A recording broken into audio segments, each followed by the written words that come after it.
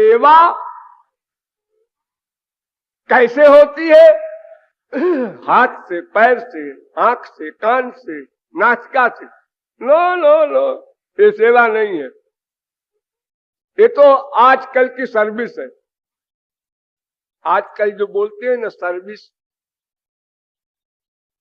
Service में क्या होता है? ये शरीर से क्रिया, ये नहीं चलेगा। उधर उधर मन का सरेंडर हो, फिर इंद्रियों से सेवा करो, यानी प्रेम। मेन श्री कृष्ण की सेवा किससे होगी? प्रेम से। इसलिए प्रयोजन बताया गया, प्रेम। मैंने आप लोगों को बताया था ना, वेद शास्त्र कहे संबंध, अभिधेय, प्रयोजन, ये तीन। तो कृष्ण, कृष्ण भक्ति, प्रेम, तीन महाधन।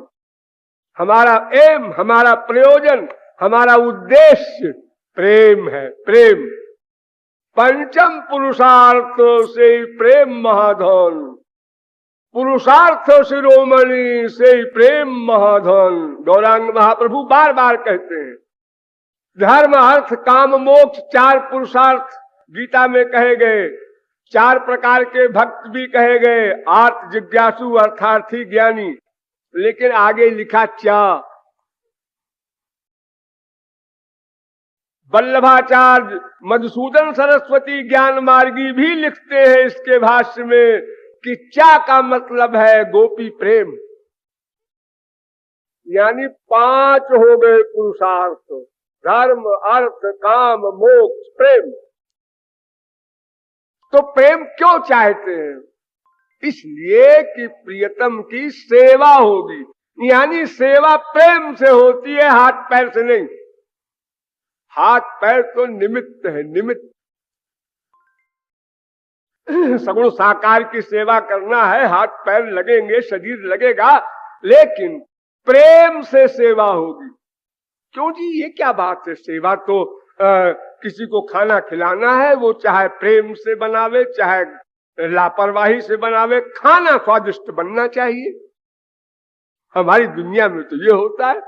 और बड़ा प्रेम उमड़ रहा है किसी का, और उसने नमक भर दिया तरकारी में, दाल में, तो वो खाने वाला विभोर होगा कि बड़ा भारी प्यार था इसलिए होश नहीं रहा, इसलिए 3 बार नमक छोड़ दिया।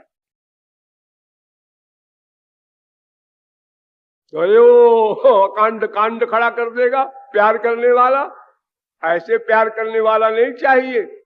खाना ठीक ठीक बने ऐसा प्यार चाहिए, स्वादिष्ट बने ऐसा चाहिए। भगवान कहते हैं हमको ऐसा नहीं चाहिए, हमको प्रेम से चाहिए। वो बिदुरानी का छिलका हो, सबरी का बेर हो, कुछ हो, अगड़म बगड़म जो भी हो, तुलसी दल मात्रेण जलस्य चुलुकेन च विक्रीणीते स्वमात्मानं भक्तेभ्यो भक्तवत्सलः। अरे पत्रम, पुष्पम, फलम, तोयम, पत्ता भी खाएंगे, फूल भी खाएंगे, जो आप देंगे। प्रेम से सेवा होगी, और प्रेम से, ध्यान लो, बहुत बारीक बात, प्रेम से श्री कृष्ण के सौंदर्य, माधुर्य, सौशील्य, सौकुमार्य आदि का अनुभव होगा, उसका आनंद मिलेगा। हाँ, नहीं समझे आप लोग अभी? आमार माधुर्य नित्य नौ नौ। भगवान कहते हैं मेरी मधुरता की कोई सीमा नहीं, और नित्य नया नया भी है। स्व स्व प्रेम अनुरूप भक्त आस्वादय।